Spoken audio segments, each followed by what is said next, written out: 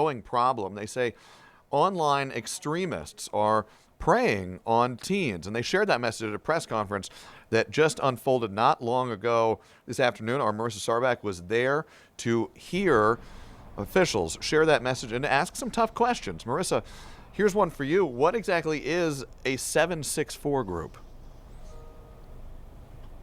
So it's a little bit confusing, Zach, but they explained it as the founding group to now what are some subsets of the same kind of group. They're calling them nihilistic violent online groups. And what they essentially do, according to the FBI and according to APD, is try to befriend children. So anyone as young as 9 years old up until about 15 or 16. And the predators, they say, are under 25 as well. And essentially they're trying to befriend them on these online chat forums, online social media platforms, and then they coerce them, blackmail them, or threaten them into doing different things. So it could be something like self-harm, it could be abuse to animals, or it could even be some threats of bomb threats to schools or businesses in the area. And they do say that they cross state lines. So APD did get up Chief Shearbaum sharing some, as well as one of his sergeants, Brian Hill, from the Homeland Security Division with APD, and they explained that they actually do have some of these threats from some of these groups here in Atlanta. They said they are currently investigating 5 threats,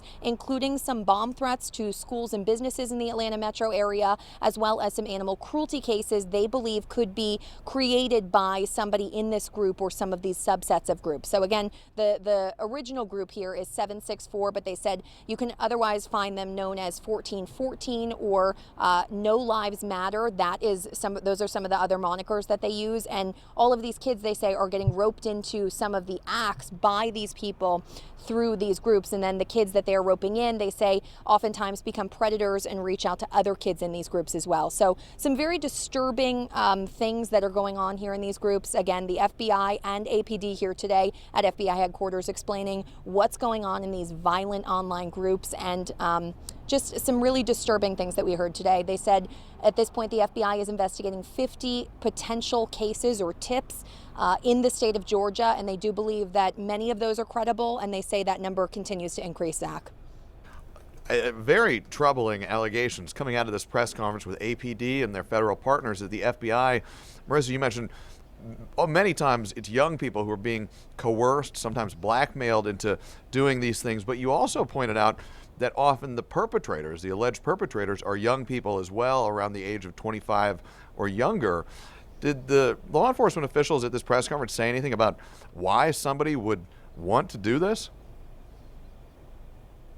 The why is what's really interesting here. So nihilism is what they've been referring to all of this, and that essentially means that they just have no regard for human life or our society. They're essentially trying to create chaos and just destruct human life and our civilization as a whole. So the why is very kind of vague and weirdly interesting, but there's really nothing more specific than that. They just do not believe in morality or human life. That's, again, according to the FBI and APD, but that's where they say this comes from, and what the underlying answer is as to why. And Marissa, you mentioned as well that authorities reporting to online chat rooms and chat locations is a place where potential victims and potential perpetrators are getting connected. I suspect there are a lot of parents out there who are hearing this message with some alarm. Did the authorities identify which specific chat rooms, online sites, parents should try to make sure their kids are not able to access, and kids themselves should look out for and stay away from? Yeah, right. Parents and kids need to be aware of this for sure. And the point that the FBI was making is they want parents to be very aware of what their children are doing online. There weren't platforms that they necessarily said that they're beginning to make contact with on those, but then eventually they transitioned the conversation, it seems. Those predators will then reach out to those kids on whatever various platform and bring them over to a more private site. Something like Discord was brought up. So they could meet them essentially on any of these online social platforms. And then it looks like they try to transition that conversation onto something more private that can't be traced. All right, Marissa, we know you're going to have much more on this coming up on 11 Alive News at 4. We will be watching out for that, as I know a lot of parents and a lot of young people will be as well. Our Marissa Sarbak live for us. Marissa, thank you very much.